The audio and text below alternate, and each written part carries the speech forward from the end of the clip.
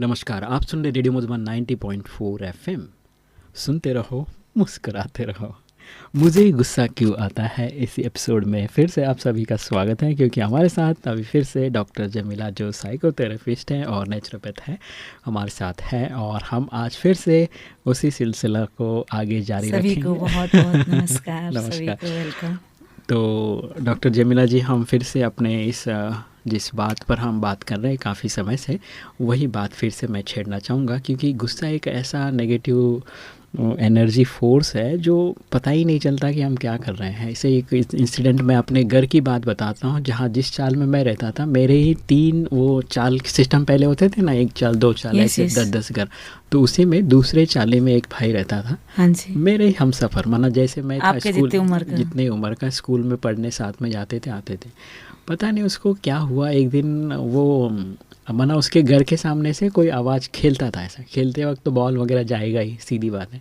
तो उसके घर में वो बॉल गया और नहीं दिया। उसके बाद फिर वो घड़ी घड़ी उनके वो सब बच्चे लोग जानने का उसको, तो वो बहुत इरिटेट हो गया, नहीं दूंगा नहीं दूंगा, मैं बोला था ना तुमको इधर नहीं खेलने का, और खेला क्यों, अभी बॉल मेरे पास आ गया, मैं नहीं दूंगा, ऐसे करके फिर वो ऊपर नीचे बातचीत हो गई और फिर मारामारी हो गई। इतना मारामारी हो गया वो, फिर वो लड़के को फिर पुलिस कंप्लेन किया गया। फिर उसके बाद उसको वापस रिक्वेस्ट करके पिताजी ने उसको छुड़ा के लाया।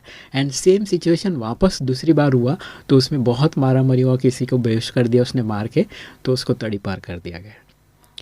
और फिर वो सिचुएशन ऐसा हुआ, तड़ी पार जैसे उसको करार कर दिया उस व्यक्ति मेरे दोस्त को, तो उसके बाद तो वो फिर जैसे दादागिरी ही हो गया है, माने एक तरह का पूरा, माना पूरी तरह उसका लाइफ ही चेंज हो गया। एक स्टूडेंट लाइफ से उसका पूरा ऐसा एकदम अपराध वृत्ति में चला गया, और फिर क्राइम का वो मुखिया बन गया। तो ऐसे सिचुएशन भी आ जाते हैं, छोटी सी क्रोध के कारण, एक छोटी सी आनाकानी बात जो होती है, और एक बॉल जैसी छोटी सी बात है, और उसके बाद तो पूरे मोहल्ले में ये बात फैल गई, पूरे वो एरिया में पूरी बात फैल गई कि ऐसा ऐसा एक लड़के को तड़ी पार किया गया। और बाद में लोगों का उसके प्रति दृष्टिकोण बदल गया, एटीट्यूड पूरी तरह से बदल गया, और सब लोग उससे बात करना ही छोड़ दिया नेचुरली। ऐसे में जो नेगेटिविटी और जो नफरत की भावना, उसके अंदर जो बदले की भावना बढ़ी। महीने के अंदर ये सारी सिचुएशंस हो गई, 1 महीने में। फिर पहले जैसे बातचीत हुआ और बॉल के वजह से थोड़ी सी झगड़ा बढ़ गया, फिर उसके बाद वो खुन्नस बढ़ते बढ़ते ये सिचुएशन पे एक दूसरे का वो बन गया। तो डॉक्टर जमीला जी, मैं चाहता हूँ कि गुस्से को कैसे हम कंट्रोल करें, या गुस्सा और किन किन बातों से आता है, क्या है वो ज़रा बताइए। तो ये जो अपराध वृत्ति की जो बात कर रहे हैं, जो आजकल जो क्राइम बढ़ रहा है, उसका मेन कारण गुस्सा ही है।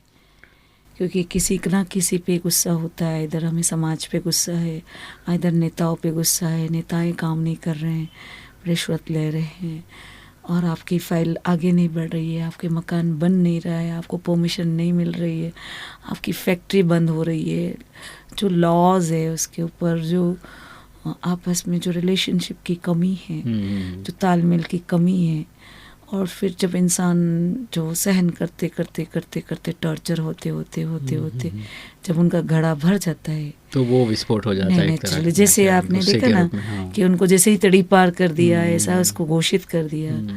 और जनरली हम क्या करते हैं, नेगेटिविटी को एम्फेसिस करते हैं।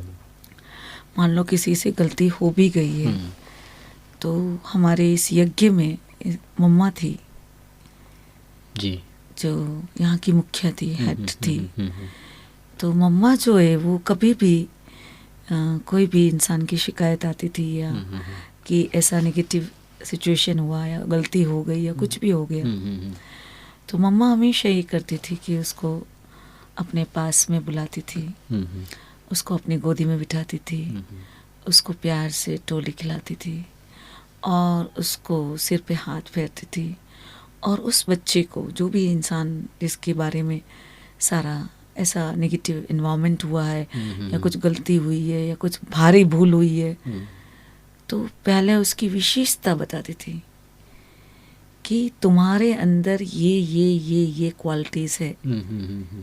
उसका सम्मान बढ़ाती थी उसको, और फिर प्यार से सिर पे हाथ फिरा के हल्के से बता देती थी कि बच्चे इस काम को ऐसे नहीं, ऐसे किया जाता है।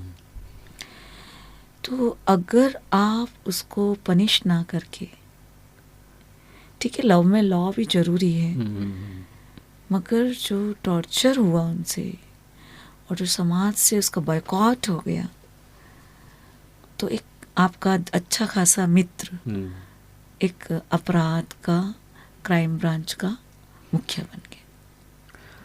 तो यहाँ पे कभी भी नेवर एवर, हमें कभी भी कोई भी इंसान गलती कर लेता है तो पब्लिकली या 2 भी इंसान के बीच में या 10 इंसान के बीच में उसको डिमोटिवेट नहीं करना है। सही बात है।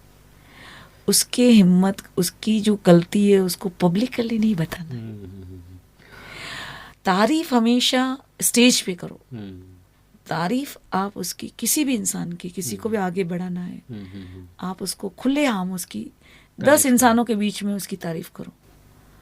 मगर डायरेक्शन देने हैं आपको, उसकी कुछ मिस्टेक्स है, उसकी कुछ जो खामियां हैं, उसको अगर आपको सुधारना है तो आपको पर्सनल डायरेक्शन देने होंगे। और जो मम्मा का ये जो तरीका था जो हैंडल करने का सिचुएशंस को, तो जो भी बच्चा उनके पास जाता था वो इम्बाइब करता था, अपनी गलती को रियलाइज करता था, महसूस करता था, और फिर उसको आइंदा कभी भी उससे भारी भूल नहीं होती थी।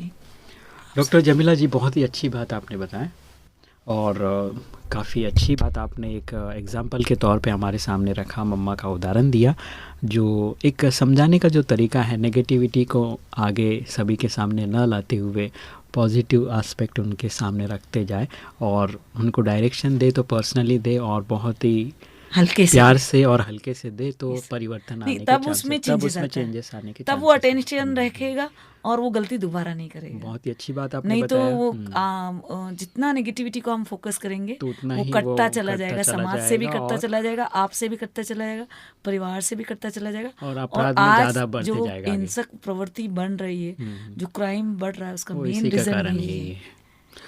तो डॉक्टर जमीला जी, हमें ऐसे मामले में हमें उसके प्रति नफरत नहीं करनी है, उसको हीलिंग टच देना है, उसको प्यार देना है। बराबर। तो प्यार से हम अगर शिक्षा देते हैं तो उसका फ़र्क अलग हो जाता है, उसमें चेंजेस आने शुरू हो जाते हैं।